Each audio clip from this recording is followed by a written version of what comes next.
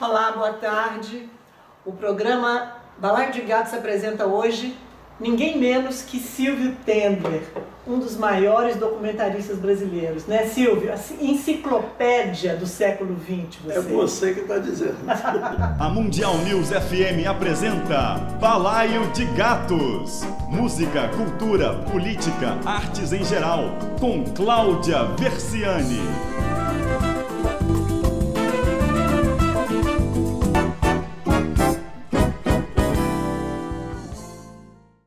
Aliás, você tem outros títulos, né? Eu queria que você dissesse pra gente. Você tem o título de Cineasta dos Vencidos e Cineasta dos Sonhos Interrompidos. Por que isso, hein?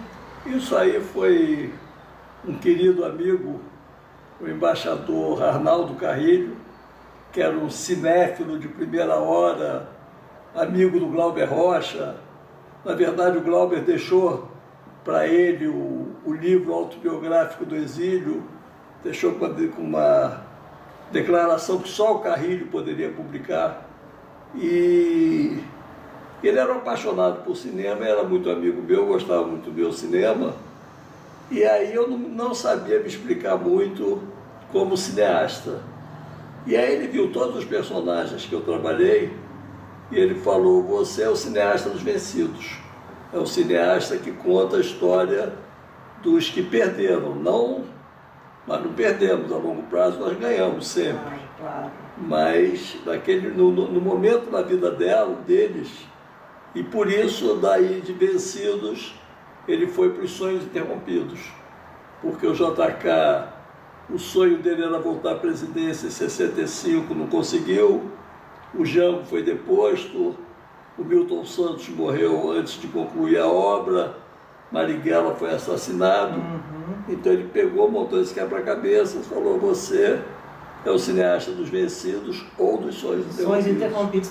Agora, você também tem um grande sonho interrompido, que foi um filme seu que foi queimado, né? Sim, eu começo com um sonho interrompido. Em 1968, eu consigo fazer o que virou a última entrevista do marinheiro João Cândido, que comandou a revolta da Chibata na Armada Brasileira. O comandante negro, o Almirante Negro, o Almirante Negro, da música do João Bosco, do Aldir Blanc.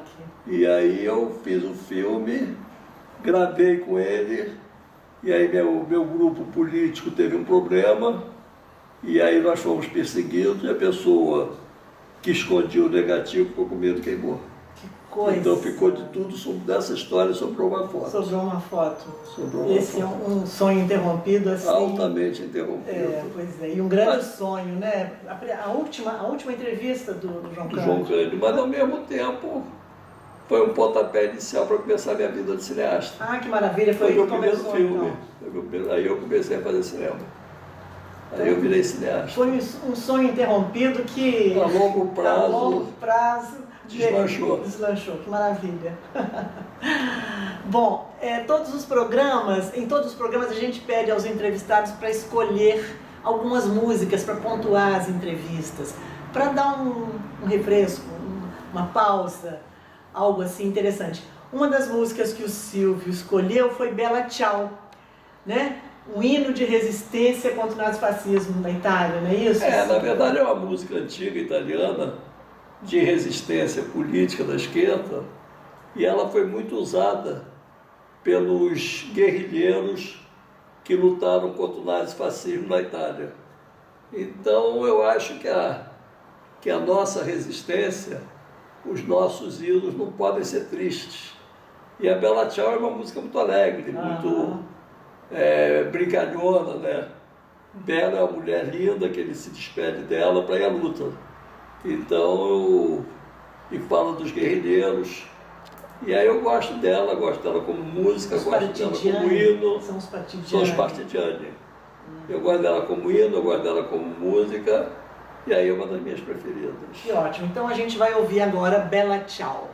Stamattina mi sono alzato, oh bella ciao, bella ciao, bella ciao, ciao, ciao. Stamattina mi sono alzato e ho trovato l'invaso.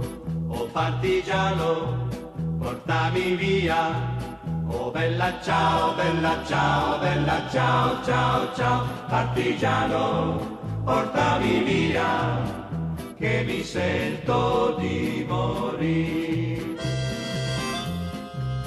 E se io muoio da partigiano, oh bella ciao, bella ciao, bella ciao, ciao, ciao, e se muoio da partigiano, tu mi devi seppellire e seppellire lassù in montagna.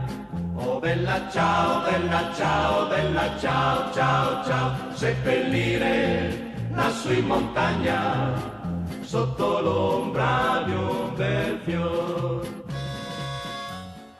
Bom, o Silvio produziu e dirigiu mais de 70 filmes. Em quantos anos de carreira? 50. 50 anos de carreira. Eu comecei em 68. Começou em 68. 1968 foi meu filme, minha entrevista com o João Cândido Felisberto, e eu também fiz assistência de direção do Paulo Alberto Monteiro de Barros, do Arthur da Távola, Ah, sim. num filme chamado Fantasia para Ator e TV, em que ele já questionava esse poder da televisão. E é um filme que foi meu primeiro trabalho. O ator foi Marcelo Cerqueira, trilha sonora Paulo Coelho, Olha só. participação especial Leila Diniz, Ah, é? a música cantada pela Nara Leão, todos amigos do Paulo Alberto, que voltava do exílio de 68. Então foi um bom começo de vida, de carreira, trabalhar como assistente dele. Eu imagino. Agora, o seu último filme, o filme que está sendo lançado agora, né? Dedo na Ferida. Que ferida é essa, Silvio?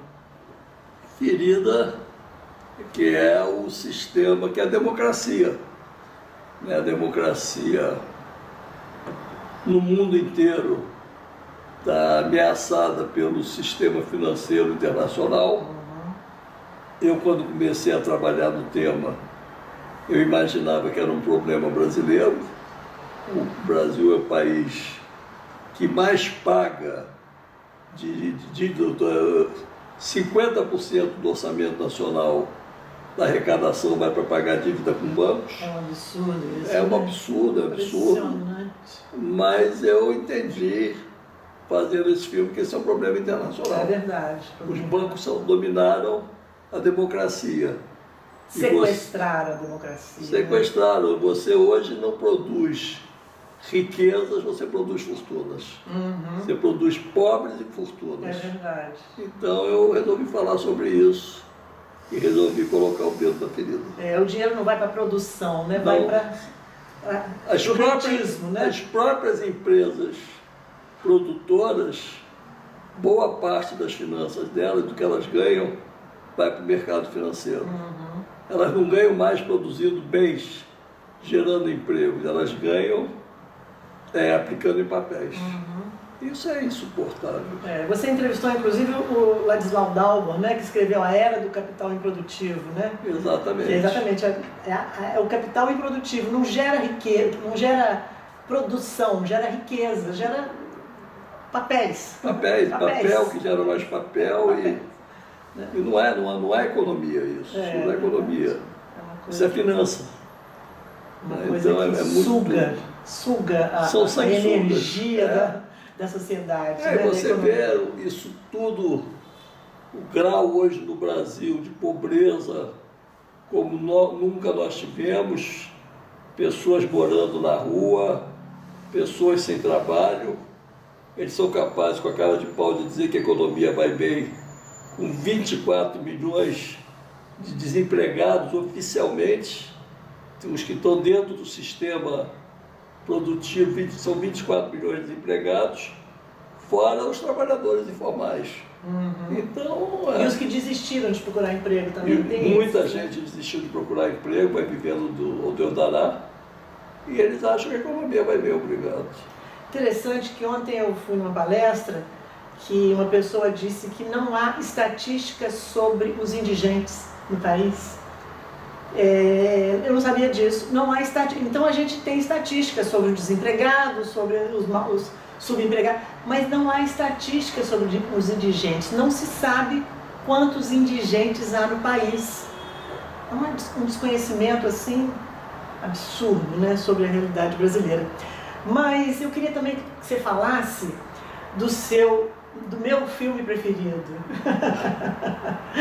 que é Utopia e Barbárie. Esse é um filme maravilhoso. Demorou 19 anos para ser feito? 19 anos são feitos. Fala um pouco sobre ele. Olha, esse filme também, eu não diria que é meu filme preferido, porque filme é como filho, então você tem que gostar de todos, claro, até dos mais feinhos.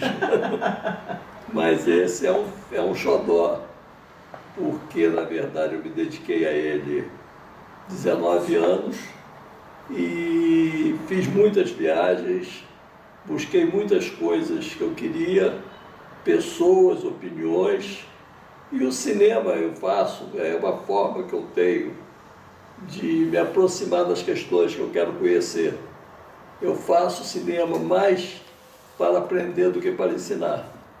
Eu faço um filme sobre uma coisa que eu não sei. Acho que eu já sei, não me interessa muito. Uhum. Então eu quis montar aquele quebra-cabeça. Utopia e Barbárie, na verdade, é um grande quebra-cabeça em que eu mostrava as alternativas do mundo que oscilavam entre as utopias e as barbáries, né? Utopias que geram novas barbáries, barbáries que geram novas utopias, esperança, desespero, e aí eu vou alternando o filme o tempo todo.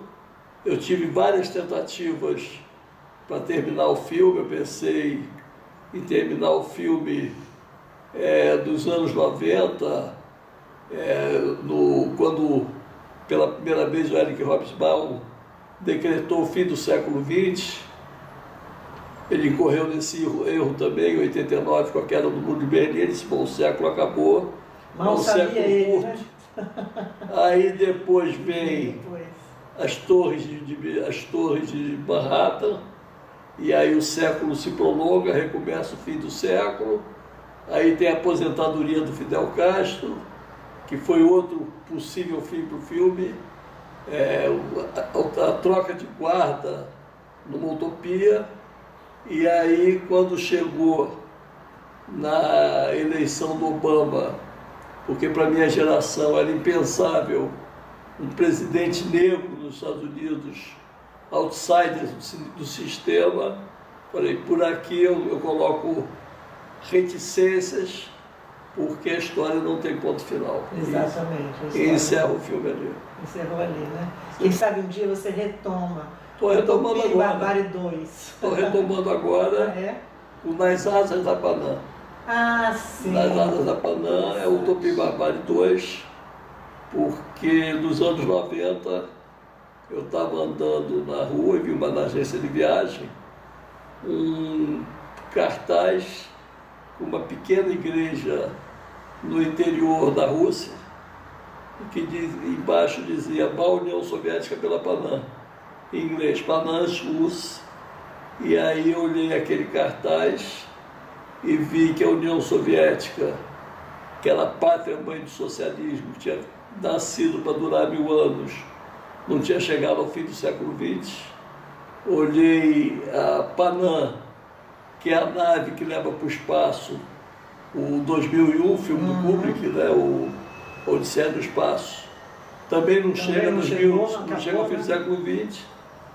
Sobrei dali, eu e a igreja. Então eu resolvi fazer Nas Asas da Panam. Interessante. Bom, vamos dar mais um intervalo e ouvir outra música que o Silvio escolheu. Dessa vez, Grândola Vila Morena, pode ser? Por favor. E por que você escolheu essa música? Porque eu acho que as revoluções se fazem com alegria também. E nós víamos um momento muito difícil, que eu tinha visto quase que de perto, porque eu saí do Chile uma semana antes, mas em setembro de 73 teve o golpe no Chile em que o Allende morreu, muita gente assassinada, torturada, aprisionada no Estádio Nacional, e muita tortura, muita repressão, e o fim de uma utopia socialista e democrática. E aí eu estava triste, como o mundo estava triste, e aí em 1974, em abril, poucos meses depois, a Portugal, que era a mais antiga ditadura da Europa, tem uma revolução, os militares assumem o poder, derrubam a ditadura e instalam uma democracia. Então é um mundo de cabeça para baixo, militares democráticos, dispostos a acabar com a guerra colonial na África, derrubam uma ditadura e instalam uma democracia, entre aspas, socializante. E a senha para esse golpe de Estado bom é Grândola Vila Morena, uma música do cantor e compositor Zeca Afonso, que era uma linda figura próxima do Partido Comunista e que foi a senha para a Revolução. Então eu gosto muito dessa música, é uma linda senha e eu uso como uma referência na vida. Vamos ouvi-la então. Grândola Vila Morena.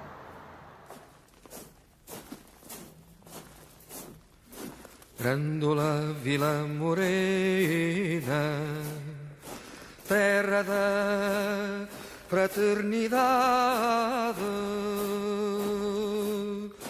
o povo é quem mais ordena, dentro de ti a cidade, dentro de ti a cidade, o povo é quem mais ordena,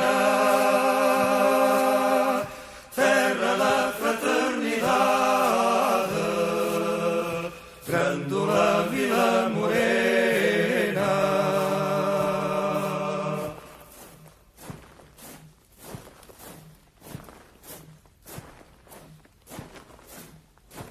Em cada esquina um amigo, em cada rosto igualdade, Grândola Vila Morena, terra da fraternidade, terra da fraternidade, Grândola Vila Morena.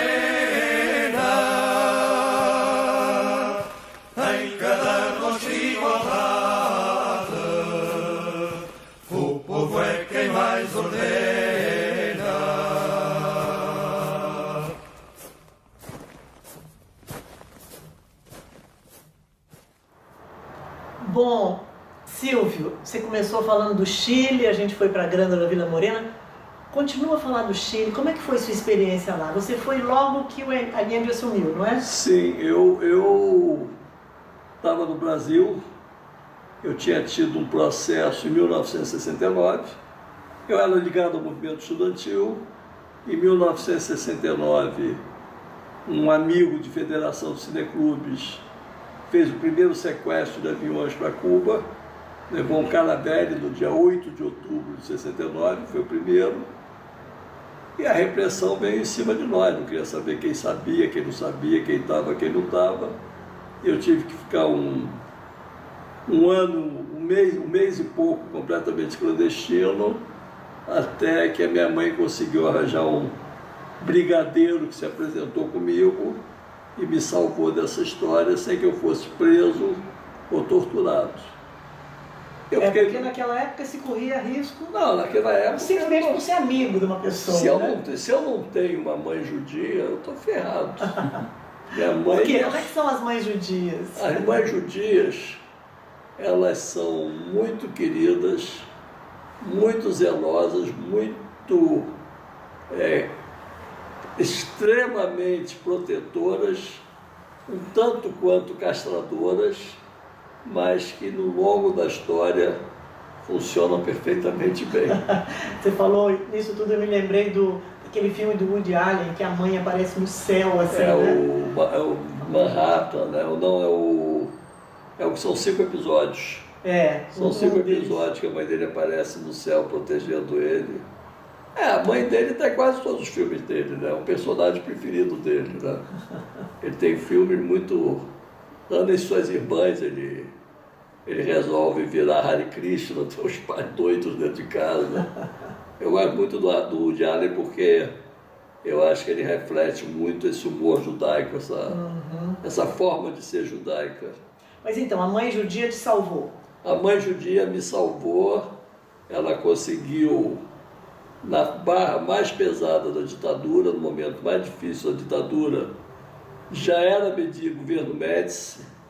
Eu fui depor na sala ao lado do brigadeiro Burnier, que é uma figura de sinistra memória, e consegui não ser preso, não ser torturado. Graças a Deus não precisei entregar ninguém. E ela me tirou dessa roubada, que tinha sido ter um amigo que sequestrou um avião, porque eu também não participei. E se eu tivesse sido preso e torturado, provavelmente eu morreria como herói, porque eu não sabia de nada. Então eu não tinha nada a dizer, não tinha nenhuma informação a passar, mas... Só a falta de sorte de ser conhecido da pessoa que... E aí a insanidade mental dos militares naquela época era uma loucura. Então eu seria barbaramente torturado sem saber de nada. Mas minha mãe me salvou, eu consegui escapar.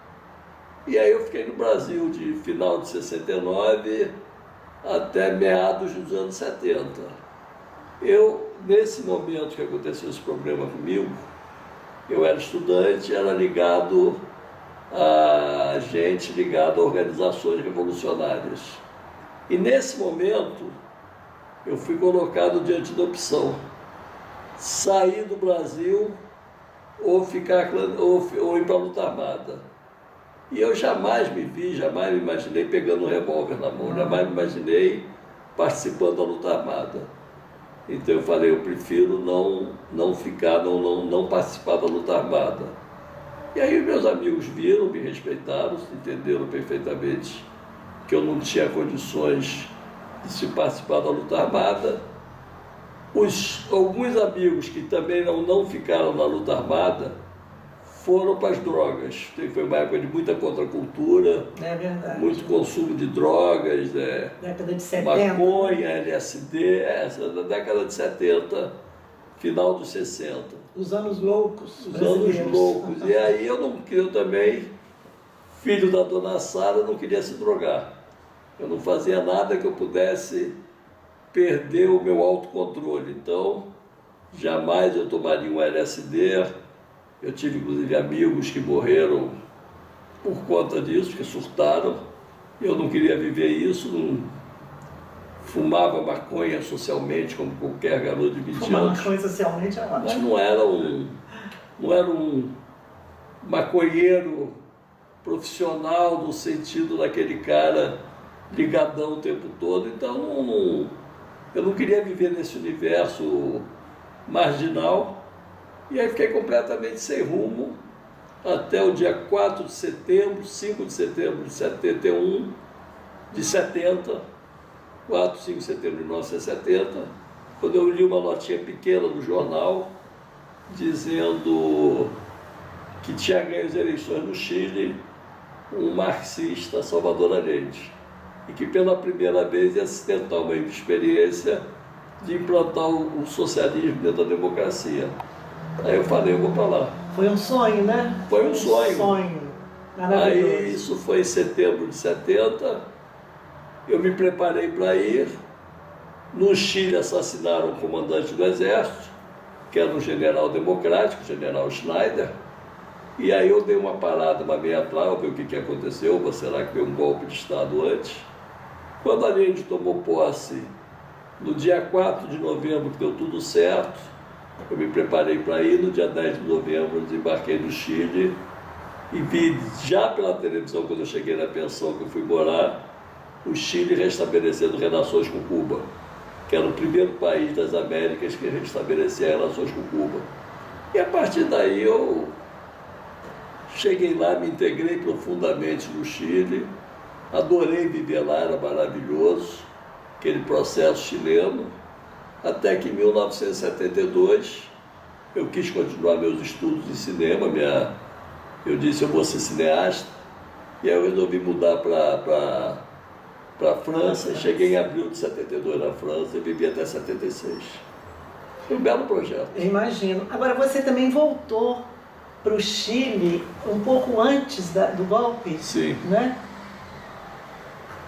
Então não calculou muito bem essa sua volta. Não. Exatamente. Como eu sou meio destrambelhado, eu fui para a França em 72, vivi lá, foi muito gostoso.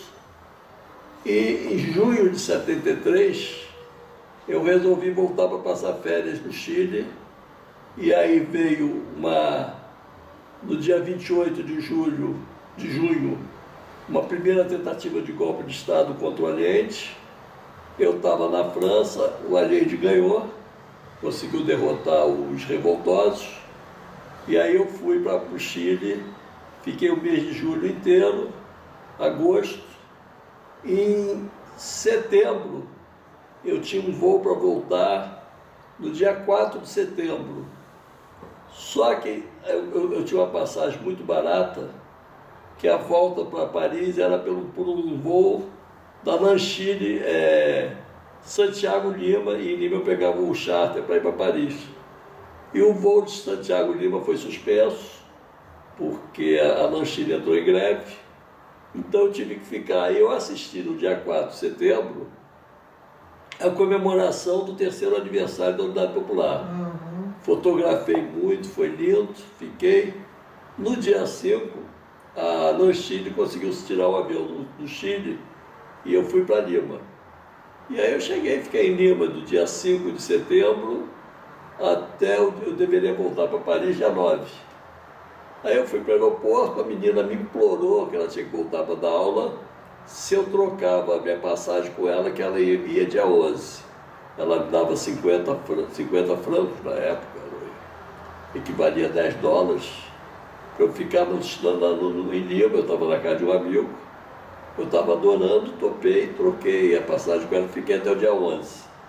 Dia 11 eu estava no aeroporto para embarcar para Paris, quando começaram as primeiras notícias do golpe de Estado do Chile. Sim, mas então você não estava, porque eu pensei que você estivesse no Chile. Eu saí uma semana antes. Que sorte, hein? Eu saí uma semana antes. Agora, quando eu saí, na verdade o golpe já estava dado, né?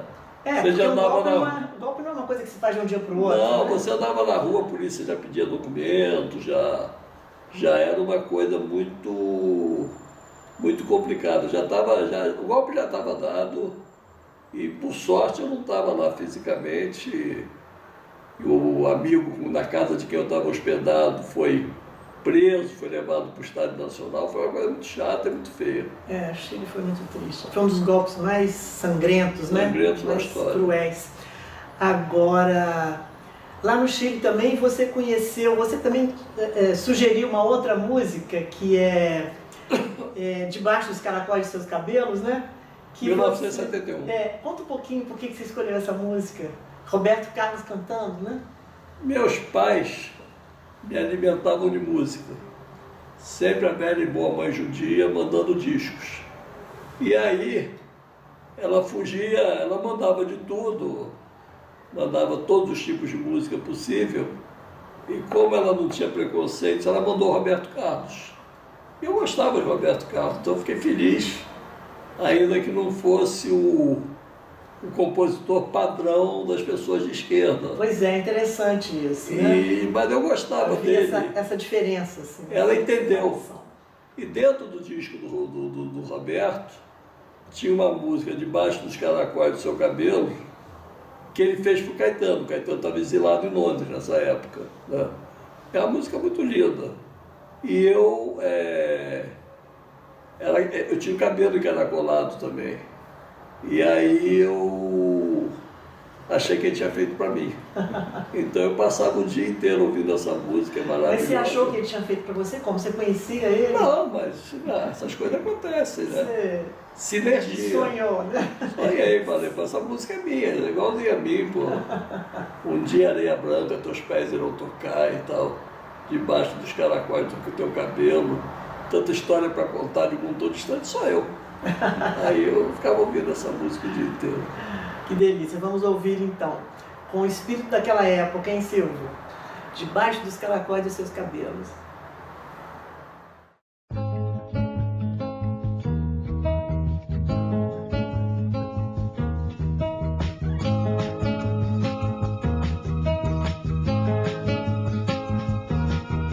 Um dia a areia branca seus pés irão tocar e vai molhar seus cabelos, a água azul do mar.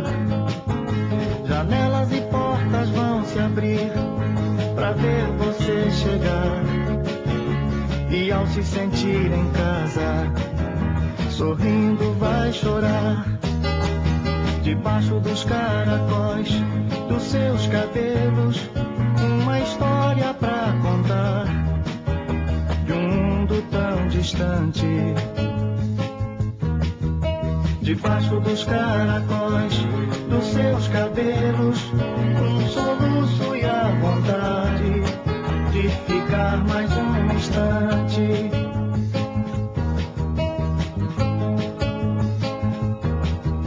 As luzes e o colorido que você vê agora nas ruas por onde anda, na casa onde mora. Você olha tudo e nada lhe faz ficar contente. Você só deseja agora voltar pra sua gente. Debaixo dos caracóis dos seus cabelos, uma história pra contar de um mundo tão distante. Debaixo dos caracóis dos seus cabelos, um soluço e a vontade de ficar mais um instante. Silvio, mas então essa ocasião, né, triste na América Latina, né? Chile, Brasil, Argentina, muito triste mesmo, mas houve um momento de retomada da democracia, né? De muita esperança, né? Foi bom viver aquilo, né? Muito bom. É bom viver tudo, sabia? É bom viver tudo. Então, bom, quando a gente não O que seria da primavera se não houvesse inverno? É verdade. Né? Eu acho que a gente tem que viver tudo. Pois é, mas então, com a retomada da democracia aqui no Brasil, né? Uma música ficou assim mais ou menos como um hino, que é o Coração de Estudante, do Wagner Tiso. Depois o Milton colocou letra, né? Essa música foi feita para o seu filme Django? Sim, sim. Na verdade, essa história é curiosa, porque ela é fruto de um processo democrático no sentido mais amplo. Em 1982, houveram as eleições para governador aqui no Brasil. E, contrariando tudo que se pensava, no Rio de Janeiro ganhou Leonel Brizola. Ele foi eleito governador. E eu morava nessa época em Aldeia Campista, que era uma parada do bonde, Aldeia Campista, que ficava entre a Barão de Mesquita e a 28 de Setembro, imprensado então entre Vila Isabel, que era 28 de Setembro, e Barão de Mesquita, que era Tijuca. Naquela muvuca ali no meio eu morava, que era Aldeia Campista. Eu morava na Rua Senador Soares, que era a continuação da Rua dos Artistas. E eu estava indo desse lugar para a PUC, eu tinha um Fusquinha, e aí eu ia subindo, eu passava pelo Maracanã, subia, pegava o viaduto Rebouças, viaduto Paulo de Fronten, e ia até a PUC. Eram mais ou menos 13 quilômetros, estava meia hora mais ou menos de viagem. E eu fui para a PUC dar aula ouvindo a posse do Brizola. O que foi uma coisa muito emocionante, porque era já uma resposta ao golpe de 64, um dos caras mais perseguidos pelo golpe era eleito governador do Rio de Janeiro, foi muito bonito, e o clima da rádio, a transmissão por rádio, ela é muito emocionante, porque você tem que imaginar as cenas, você não está vendo, não é que nem na televisão que você vê, você vai imaginando. e o repórter vai falando, e o comentarista e tal, aquele clima de entusiasmo, música. Eu lembro que ele abriu os jardins do Palácio para visitação pública. Exatamente. Eu fui lá visitar. Ele abriu o jardim do Palácio, mas nesse dia da posse, que era uma posse mais solene, eu estava ouvindo da Assembleia Legislativa. Ah, sim. Ele falando lá, o beijoqueiro foi lá, agarrou ele. É verdade, o beijoqueiro. E aí eu num dos intervalos da posse, a rádio botou o Milton Nascimento para cantar. E entrou aqueles trinados maravilhosos, aquela voz maravilhosa cantando. E aí eu disse, pô, esse cara podia cantar no meu filme, né? Eu vou chegar perto. E aí eu tinha uma assistente, a Maria Muricy, que era colega da esposa do Wagner Tiso, a Gisele Goldoni. Ela era colega da Gisele na faculdade. Eu falei, eu falo com a Gisele. Aí ela falou com a Gisele, e a Gisele falou, claro, prontamente fez a ponte com o Marcinho, que era o empresário do Milton. O Milton foi numa manhã na Moviola, ainda era uma Moviola, uma mesa de montagem, assistiu o filme. E aí ele suava, aquele clima meio esquisito lá de Moviola, filme lento, tudo, aquele rolo grandão. E ele topou. Ele topou botar as músicas, topou gravar, topou fazer, não cobrou nada, topou fazer num estúdio que ele tinha em Belo Horizonte, que era mais barato pagar a minha passagem para Belo Horizonte do que pagar um estúdio aqui no Rio. Aí eu fui para lá, ele botou um pessoal que tocava com ele conseguiu fazer uma composição latino, botou charango, botou tudo, foi muito lindo. E ele fez umas 3 ou 4 músicas para botar no filme. Mas aí faltava... Para botar no filme Django. No filme Django. Tá. Eu estava nessa época, você foi bom se interromper, que eu não expliquei aos caros ouvintes, telespectadores, que eu estava fazendo o filme Django desde 1981. E aí eu pedi para ele colocar, fazer música do Django, ele topou com o maior prazer, maior entusiasmo, e não cobrou nada, botou alunos dele para acompanhar ele, botou o Túlio Mourão para fazer os arranjos de piano e tal. E aí nós gravamos. Mas faltaram outras trilhas, porque a trilha de um filme é muito complexa, né? Você tem trilha de sustentação, você tem muitas músicas. E aí ficou em aberto.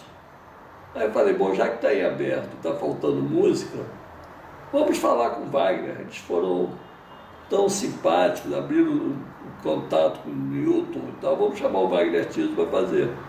E o Wagner topou com o maior prazer.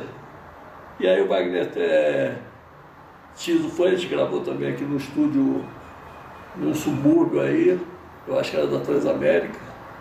E ele levou para gravar o Ari Sperling, o André Sperling e o Mauro Senise, o sax é do Mauro Senise. Mas nesse momento, só a melodia.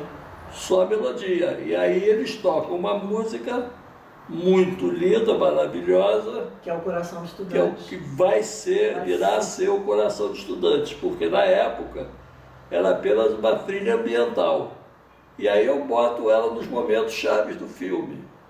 Então ela vira praticamente a música principal do filme, porque ela entra nos momentos chaves do filme, golpe, exílio, aquelas coisas todas.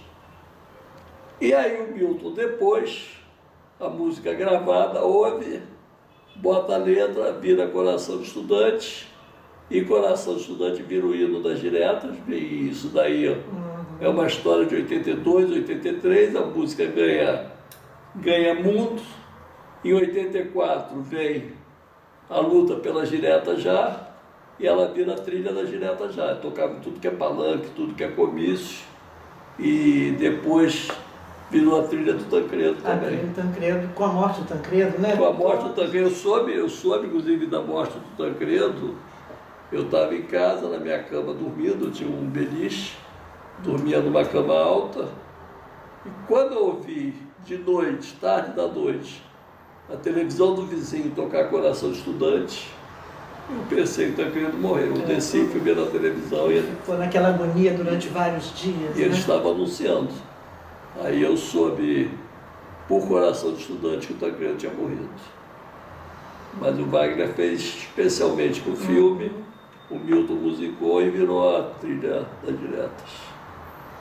Então, vamos ouvir Coração do Estudante, com Milton Nascimento.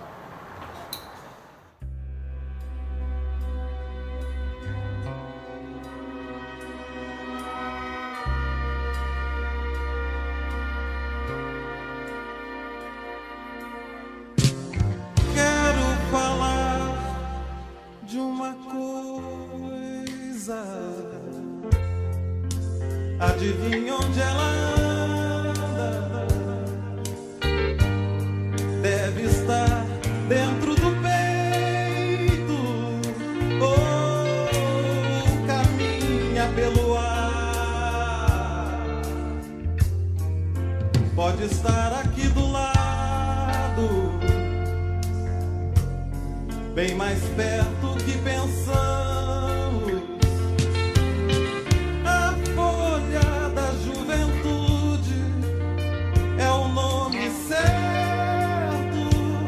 Desse amor, já podaram seus momentos, desviaram seu destino, seu sorriso de menino, quantas vezes se escondeu, mas renova-se a esperança, nova aurora a cada dia,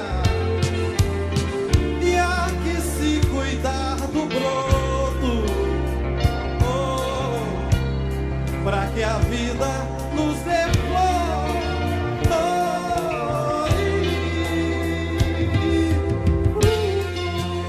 Bom, então o nosso entrevistado Silvio Tendler, né, que eu já disse que é um dos mais importantes documentaristas brasileiros. O Silvio, assim, o sujeito mais premiado que eu conheço, ganhou prêmio, medalha em tudo quanto é lugar no Brasil, no exterior, e é nome de salas de exibição em lugares tão diferentes quanto Morro do Cantagalo, né? Cataguás, cidadezinha linda de Minas, pouco divulgada, chamada Cataguás, em São João de Meriti, aqui no Museu da República, aqui no Rio, né, ali no Catete, uma sala, Silvio Tendler, enfim. Eu e o Dr. Getúlio. E o Silvio também já teve uma atuação política, assim, digamos, burocrática, né? Ele foi diretor de Arte e Cultura da Fundação Rio, ele foi secretário de Cultura do Distrito Federal na época do Cristóvão Buarque, dirigiu o Castelinho também do Flamengo, né? Então ele tem também esse lado bem interessante de uma outra atuação, outro tipo de atuação. E também ele atuou em algumas produções que não são dele, quer dizer, ele foi convidado, como por exemplo o filme sobre os Trapalhões, né, que você dirigiu, convidado, e foi um dos diretores da minissérie Anos Rebeldes, que passou na televisão. Né? Tão interessante isso, eu realmente não sabia, achei que deve ter sido um trabalho interessante que você fez. Sim, é muito interessante, são desafios. Né? Os Trapalhões eu tinha feito em 1980 e tinha lançado com sucesso usando JK.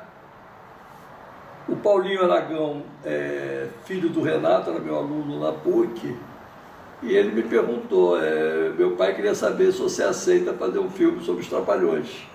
Falei, com o maior prazer. Que ótimo. Porque, na verdade, é o filme que me profissionaliza. O JK era um projeto de paixão, né? Contar a vida do JK, falar da vida política brasileira.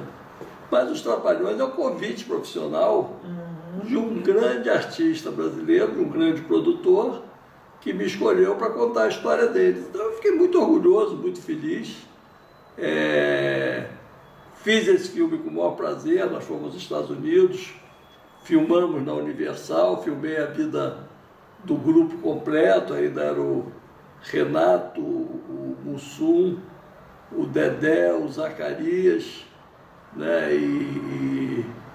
E aí eu fiz o filme muito feliz e me profissionalizou. Fui um pouco patrulhado, as pessoas diziam, Silvio Tender, que diria filmar os Trapalhões, sim. Mas os Trapalhões são os caras que levavam humor e alegria para as pessoas. Então, e super profissionais, grandes artistas, e curtidos pelo Drummond, curtidos pelo Milor Fernandes. E aí eu fiz esse filme com muito prazer.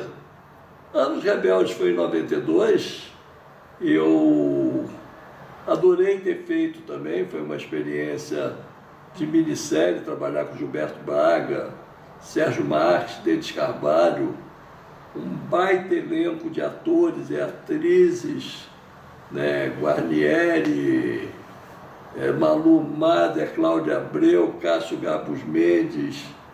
Foi um time jovem, bonito, trabalho assim de muito coração. Foi durante o governo Collor, em que de repente ficção e realidade se confundem. Se misturaram um pouco. Se misturam, né? Porque as pessoas começam a ver a televisão e entender o movimento estudantil, e aí começam a ir para a rua também. Quer dizer, eu não acho que até que os Anos Rebeldes tenham derrubado o Collor, não tenho essa pretensão.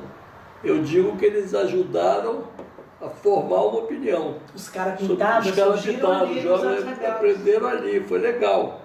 Então eu tenho muito orgulho de ter feito a parte de arquivos, a parte documental. E para mim foi legal trabalhar com Denis, trabalhar com Gilberto, passar aquelas madrugadas insanas naquelas salas refrigeradas da Globo, montando pedacinho por pedacinho do programa, foi muito bom. Eu imagino, deve ter sido muito estimulante, né? Adorei. Uma experiência diferente. Foi lindo. Deve ter sido. Agora, eu sei que você tem um sonho interrompido aí guardado na gaveta, o que é? Sim. Primeiro eu quero fazer uma retificação, porque no começo do programa, quando você perguntou sonhos interrompidos, eu não contei talvez o maior deles, que foi o do Tancredo Neves, que se preparou a vida inteira em política para ser presidente da República. Ele é eleito finalmente em 84, e quando ele vai tomar posse em 85, ele morre antes de tomar posse. Foi um sonho interrompido do povo também, do povo brasileiro, esperando.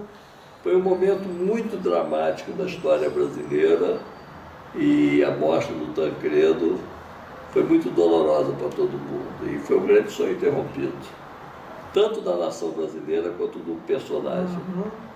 Agora eu fiz uma série de programas chamado, que tem um longa-metragem e vários episódios de TV, chamado Sonhos Interrompidos, em que eu vou falando dos vários sonhos interrompidos. Começa no governo João Goulart, a luta pela reforma agrária, pela alfabetização, pelos intelectuais que são seminais na formação da cultura brasileira, tipo Josué de Castro, Celso Furtado, Darcy Ribeiro, Paulo Freire, e que naquele momento eles são cortados do poder, porque aquele poder ele acaba por um golpe insano. E eu conto essa história, depois conto a história da geração subsequente que adota a luta armada como método de luta. Também é um sonho interrompido, porque também não chega a nada. E vou contando todas as lutas de todos os sonhos interrompidos até chegar aos dias de hoje. E aí vem o impeachment da presidente Dilma, e esse filme era uma série para a TV Brasil, e a TV Brasil coloca numa gaveta, e esse filme não está exibido até hoje. É meu grande sonho interrompido, porque um filme na gaveta é a pior coisa que pode haver para o autor, para o artista ver a sua obra não apresentada publicamente. Se trabalhar 1 ano ou 2, não vai acontecer nada, o filme está sonho interrompido. Mas o filme está de posse. Está pronto. Mas está de posse da TV É Brasil. porque ele pertence, ele foi feito com a TV Brasil. Pertence. Então a TV Brasil tem os direitos de exibição. E aí ela tem que tomar essa decisão de exibir. Está com eles. Mas a roda gira, né? A roda gira Não para. e a gente vai terminar colocando uma outra música alegre, feliz. Vamos terminar com Alegria, Alegria, que vem de 1967, quando uma geração prenuncia a rebeldia que virá em 68. Alegria, Alegria de Caetano Veloso, é uma homenagem ao jornal O Sol, que é dessa geração, que começa a fazer um jornal dentro do Jornal dos Esportes, com diagramação nova, cara nova, espírito novo, e que vai pronunciar essa rebeldia de 68, que é anterior ao movimento de 68. E a gente acha que 68 foi em 68 e começou em 68. E não foi, na verdade, em 67 essa mesma geração já era rebelde. E maio de 68 não é um movimento francês, e ele começou 5 de janeiro de 68 na Tchecoslováquia, quando Alexander Dubček assume a Secretaria-Geral do Partido Comunista Tcheco e promete reforma da estrutura democrática, socialismo democrático. E aqui no Brasil, 28 de março, com a morte do estudante Edson Luiz, que vai todo mundo para a rua. E a gente fica comemorando maio de 68 na França. Não tem sentido. É um lado colonizado de olhar a história. Nós temos o nosso 68 aqui, né? Claro. Então vamos terminar com Alegria, Alegria, de Caetano Veloso, com Caetano Veloso também. Silvio, obrigada. Obrigado a você, Cláudia. Obrigado a vocês que nos viram e ouviram. Então, até outro dia. Até a próxima quarta-feira, quinta-feira.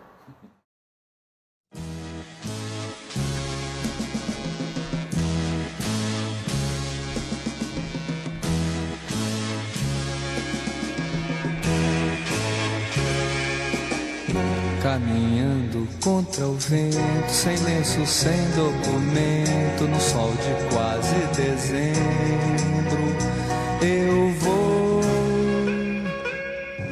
O sol se reparte em crimes, espaçonaves, guerrilhas, encardinales bonitas, eu vou. Em caras de presidentes, em grandes beijos de amor, em dentes, pernas, bandeiras, Bomba e Brigitte Bardot. O sol nas bancas de revista me enche de alegria e preguiça. Quem lê tanta notícia? Eu vou por entre fotos e nomes, os olhos cheios de cores, o peito cheio de amores. Vamos, eu vou, por que não, por que